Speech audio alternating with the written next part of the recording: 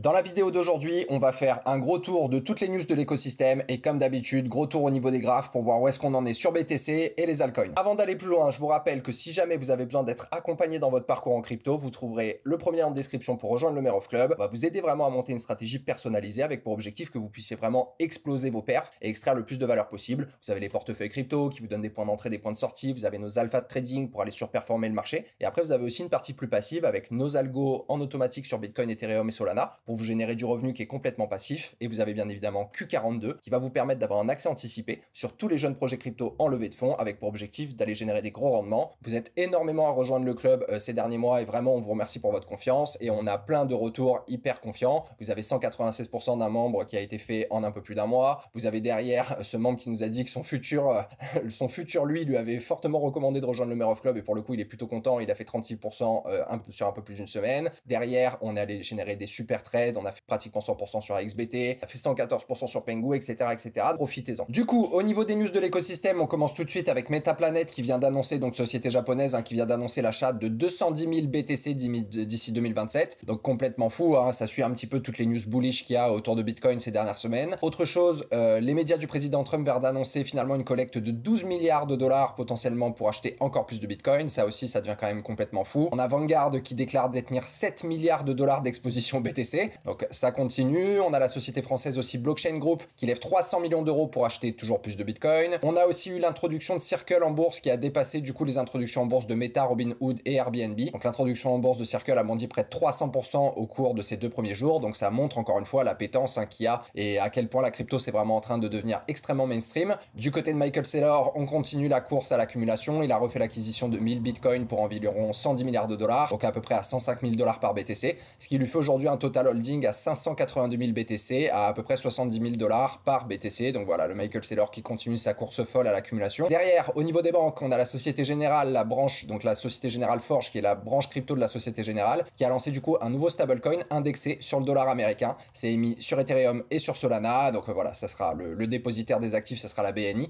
Et la Société Générale est l'une bien évidemment des 3 principales banques françaises, donc plutôt bullish, on est peut-être enfin de se réveiller. Toujours du côté des banques, on a la Deutsche Bank qui cette fois s'est dotée d'une valeur de 1500 milliards de dollars, qui envisage justement d'émettre son propre stablecoin sur la blockchain, donc aussi assez insane. Derrière, société britannique cotée en bourse Anemoy qui annonce qu'elle investira 30% de ses liquidités dans le BTC. Encore une société publique qui montre qu'elle a une très très forte conviction dans le côté réserve de valeur du Bitcoin. Autre bonne nouvelle, on a aussi Robert Mitchnick qui est le gérant des actifs numériques chez BlackRock, qui nous dit que justement l'adoption du Bitcoin par les conseillers en gestion de patrimoine est encore très early. Donc c'est vrai que tous ces personnes là, ces conseillers en gestion de patrimoine qui gèrent des grosses fortunes, ils ont encore pas vraiment passé le pas de venir sur le Bitcoin, mais comme à peu près tout le monde, ça va venir tout doucement. Dernière nouvelle énorme, le président de la SEC, Paul Hopkins, qui se déclare favorable à l'autodétention des Bitcoins et des crypto-monnaies. Le droit d'autodétention de ces biens privés est une valeur américaine fondamentale. Donc comme quoi voilà, on va de plus en plus très certainement pouvoir mesurer l'ouverture d'esprit des sociétés au lien qu'elles ont avec Bitcoin. Donc franchement c'est assez hallucinant quand on voit justement la guerre qu'a menée la SEC pendant des années à l'écosystème crypto. C'est quand même encore assez bullish.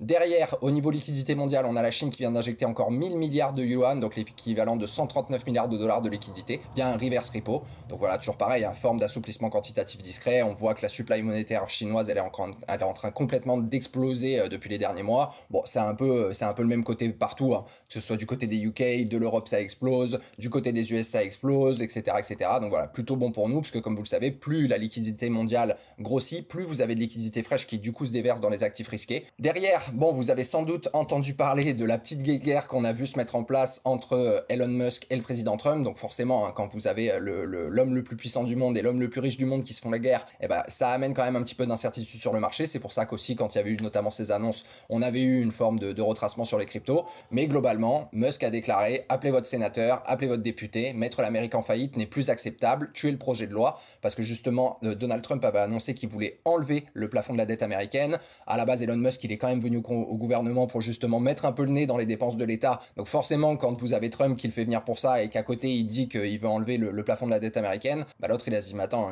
il se fout de ma gueule ou qu'est-ce que j'ai pas compris. Donc du coup ça a commencé la guéguerre entre eux. Elon Musk du coup par la suite a affirmé que au final Trump était dans les dossiers d'Epstein et que c'était la véritable raison pour laquelle ils n'avaient pas été rendus publics. Donc ça il nous a lâché une grosse bombe. On a du coup forcément derrière le président Trump qui a déclaré que sa relation avec Elon Musk était complètement terminée. Finalement il a aussi supprimé parce qu'en plus de ça, Trump il avait aussi tweeté que à cause de la politique de Donald Trump, les États-Unis allaient rentrer en récession. Donc finalement, après quelques jours d'apaisement, il a retiré ses tweets et sur la liste d'Epstein et justement sur cette histoire de récession. Donc on va voir comment ça va évoluer dans les jours à venir. Mais derrière, on a aussi du côté de la Fed le président Trump qui devait annoncer très bientôt le nom du prochain président de la Fed. Je vous rappelle qu'il est en guerre aussi contre Powell depuis des mois maintenant pour forcer Powell à baisser ses taux d'intérêt, etc., etc. Parce qu'on a quand même l'inflation qui est revenue sur des niveaux tout à fait maîtrisables. Hein. Vous voyez, on est à même pas 2% d'inflation. On a eu une petite remontée, mais ça redescend tout doucement. Donc du coup, voilà, ça continue justement cette, hop là, je retrouve le tweet, cette guéguerre entre justement Trump et le président de la Fed. On va voir comment ça évolue dans les prochains jours. Et derrière, on a aussi le président Trump qui a déclaré qu'ils sont très avancés sur l'accord avec la Chine. Bon, toujours pareil, rien n'a été signé et on espère que ça va pouvoir s'arrêter de ce côté-là.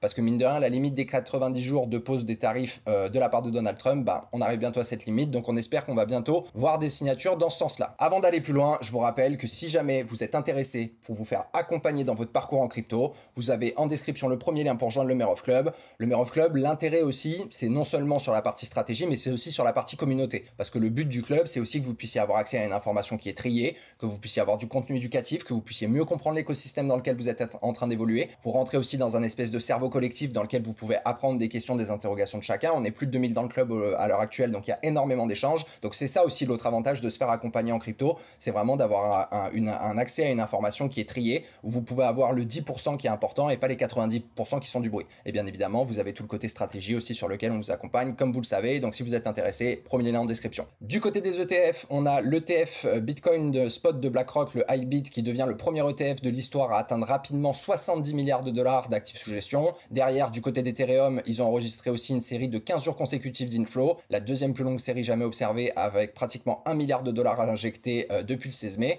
Donc ça, c'est plutôt très cool. On voit que du côté d'Ethereum, vraiment sur les ETF, c'est en train de se réveiller très fortement. Bien évidemment, du côté de Bitcoin, globalement, on continue toujours d'avoir cette appétence pour les institutionnels en ce qui concerne le BTC. Donc on avait eu d'énormes pics là la semaine dernière, où il y a une dizaine de jours, là on avait eu pratiquement des journées à pratiquement 1 milliard de dollars. Mais pour le coup, il y a eu quelques petites inflows la suite justement à la descente du côté price action. Et là, bien évidemment, qu'on reprend une pente haussière, et on revoit des inflows arriver dans le BTC. Du côté politique monétaire de la Fed, semaine importante. Mercredi, on a notamment les données de l'inflation qui vont nous permettre justement d'avoir encore une fois un petit peu plus de visibilité potentielle sur cette baisse de taux. On aura aussi les inscriptions hebdomadaires au chômage, toujours pareil. Je vous rappelle que plus le chômage monte, plus l'économie ralentit, plus la pression inflationniste diminue et plus potentiellement ça va pousser la Fed à aller diminuer ses taux d'intérêt, sachant que comme on a vu, voilà, l'inflation elle est quand même toujours dans des niveaux qui sont tout à fait maîtrisables. Et au niveau des probabilités de baisse de taux, on a le calendrier qui nous price toujours 2 baisses de taux a priori d'ici la fin d'année 2025. Ça à voir bien évidemment si entre temps Monsieur Trump arrive à virer ce cher Monsieur Powell pour mettre quelqu'un d'autre qui sera sûrement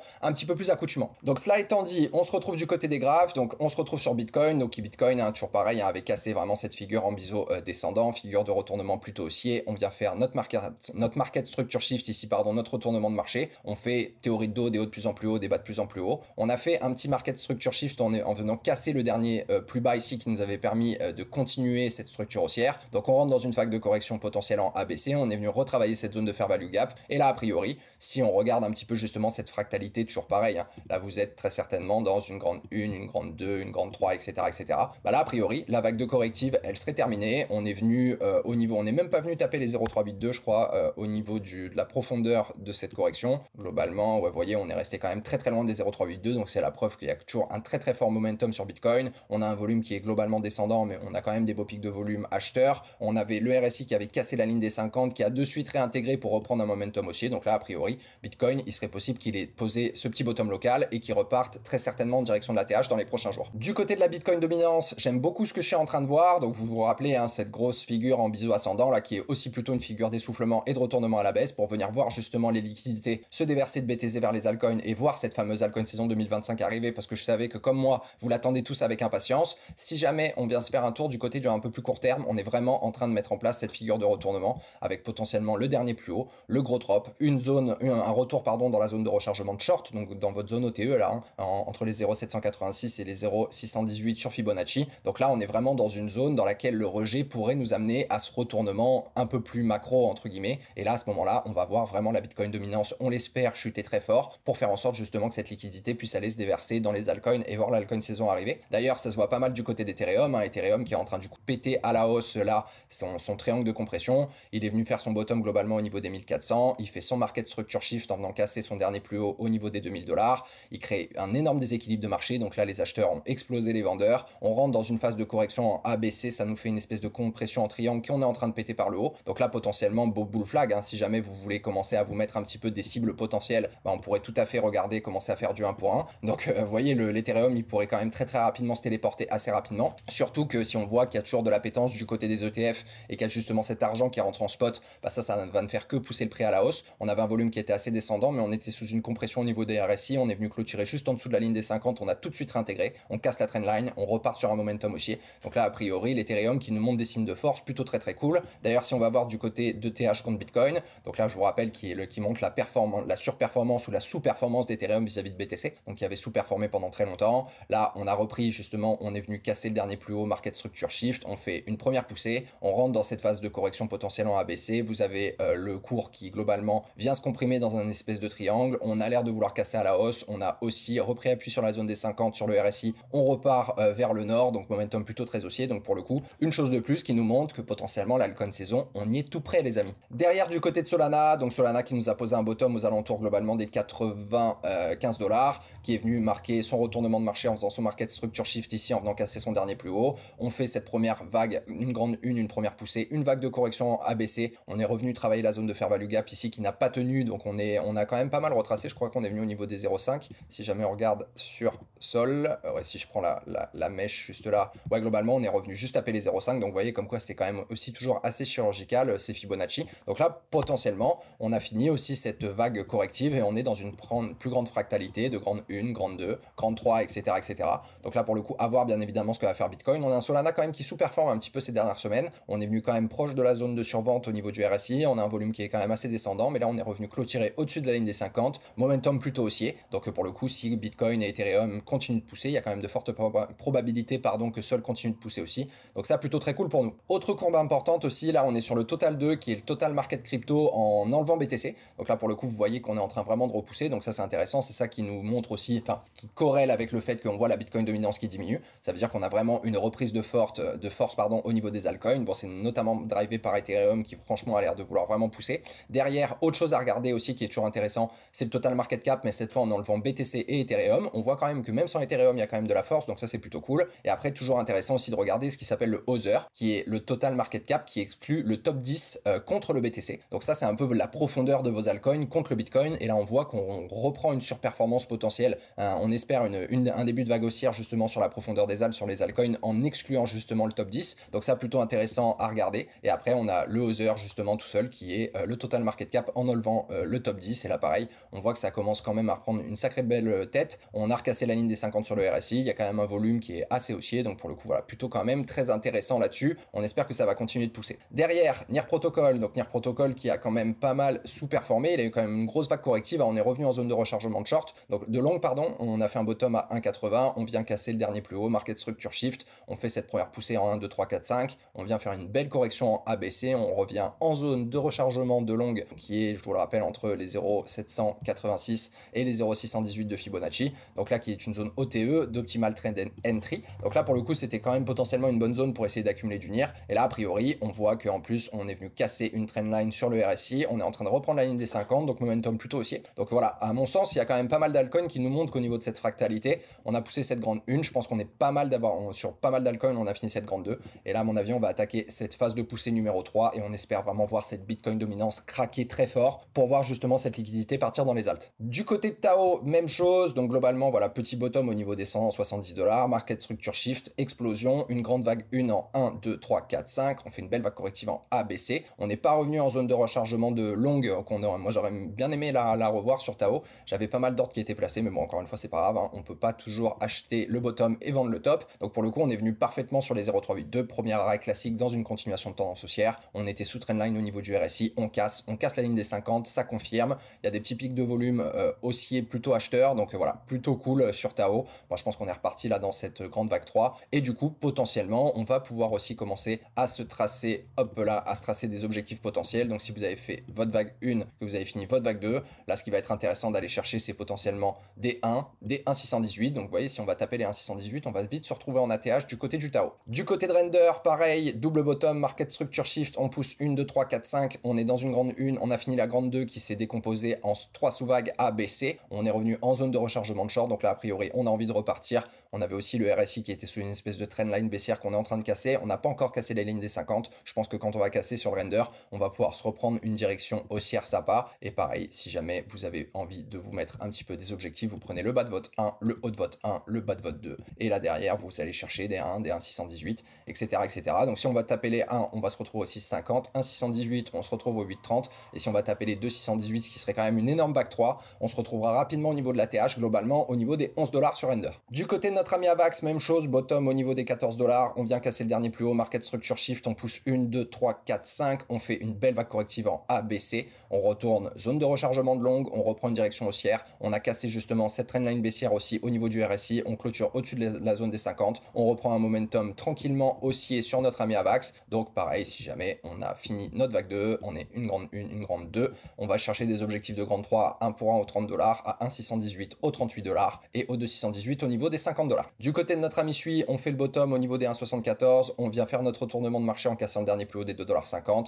On fait une belle explosion 1, 2, 3, 4, 5. On a fait notre grande vague 1. On est rentré dans une vague 2 en ABC. On est revenu taper, je crois, on était pas loin de la zone des 50 sur Sui au niveau du retracement. Ouais, vous voyez, on a cassé la ligne des 50 même. Après, si on prend la clôture, on est revenu pile sur la ligne des 50. Donc là, après, il semble qu'on ait envie de reprendre plutôt un momentum haussier. On est venu casser cette grosse trendline aussi sur le RSI. En clôture au-dessus des 50, momentum haussier confirmé. On n'est pas venu en zone de rechargement de longue. Là aussi, j'avais des ordres qui étaient placés sur Sui. Mais encore une fois, c'est comme ça, c'est pas très grave. J'avais pas vendu tous mes bags, donc je suis toujours dans le train, c'est ça l'essentiel. Et là, on va pouvoir commencer à aller chercher tranquillement des objectifs de grande 1, grande 2 et une grande 3. Vous pouvez taper sur du 1 à $5,45, du 1,618 à $7 et potentiellement du 2,618 aux alentours des $10 par suite. Du côté de notre ami PP, donc bêta de l'écosystème Ethereum, donc pareil, hein, globalement, un petit bottom au niveau des 0,5055. On vient faire notre market structure shift ici, on pousse une 1, 2, 3, 4, 5. On est dans une fractalité de vague corrective en ABC. Et là, on a l'air de reprendre quand même une forte pente haussière. Pareil, on a cassé cette trendline sur la ligne, sur le RSI, pardon. On l'a cassé, on clôture au-dessus de la ligne des 50, momentum plutôt haussier, petite reprise du volume haussier aussi.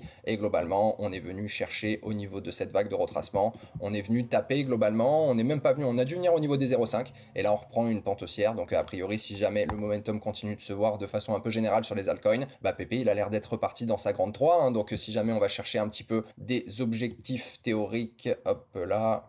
Donc vous auriez fait votre grande 1, votre grande 2, et là potentiellement vous allez chercher des 1 pour 1 au niveau des 0,4021, des 1,618 au niveau de la TH, au niveau des 0,4028. Dans les commentaires, vous m'avez demandé d'analyser le pendule, donc pour le coup, on part sur un petit bottom au niveau des $1,80, on vient casser notre dernière plus haut, on fait market structure shift, on pousse une grande vague haussière en 5 temps, 1, 2, 3, 4, 5, derrière on corrige en ABC, là au niveau du retracement de Fibo, on était parti du coup du bottom jusqu'au top, ça a été une petite vague de retracement si jamais elle est terminée sur pendule.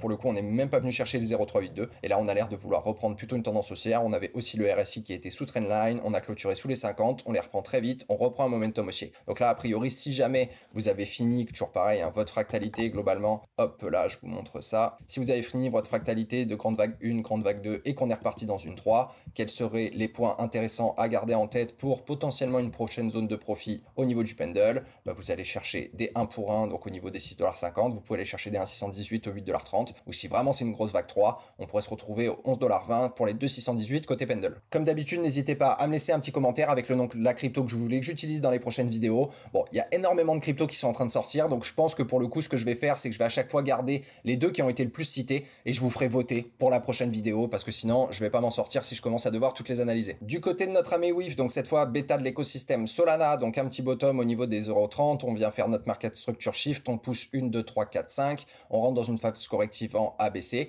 Donc là, a priori, pareil, hein, on a à peu près la même configuration de façon à peu près partout sur les altcoins, d'un point de vue technique en tout cas. Moi, je pense qu'on a vraiment fini cette vague 2 sur pas mal de choses. On est globalement dans une potentielle fractalité de grande 1, grande 2, grande 3. Si jamais vous regardez où est-ce qu'on est revenu au niveau de son retracement du côté de WIF, on est venu globalement pas loin de la zone des 0,5 à mon avis. On a l'air de vouloir reprendre une tendance haussière. On vient casser le dernier plus haut qui nous fait faire le dernier plus bas. Donc c'est un market structure shift dans la petite fractalité justement de ce rapport entre cette vague 2 et cette vague 3. On a eu là globalement une belle compression aussi du RSI. On était sous trendline. On a clôturé au-dessus de la zone des 50. On casse. On reprend la direction du nord. Donc au vu de ce qui est en train de se passer globalement à peu près partout sur l'écosystème, il y a de fortes chances que mes petits ordres dans ma zone de rechargement de longue, ils se fassent pas exécuter. Mais encore une fois, c'est pas grave. J'avais pas pris tout mon profit sur celui. suit. Et là, on serait potentiellement en train d'aller prendre justement cette fractalité de 1, de grande 2 et de grande 3 derrière. Quels seraient les objectifs intéressants à garder en tête du côté du WIF si jamais vous prenez le bas de votre 1, le haut de votre 1, le bas de votre 2. Derrière, vous avez des objectifs de 1 pour 1 à 1,80, 1,618 au 2,50$.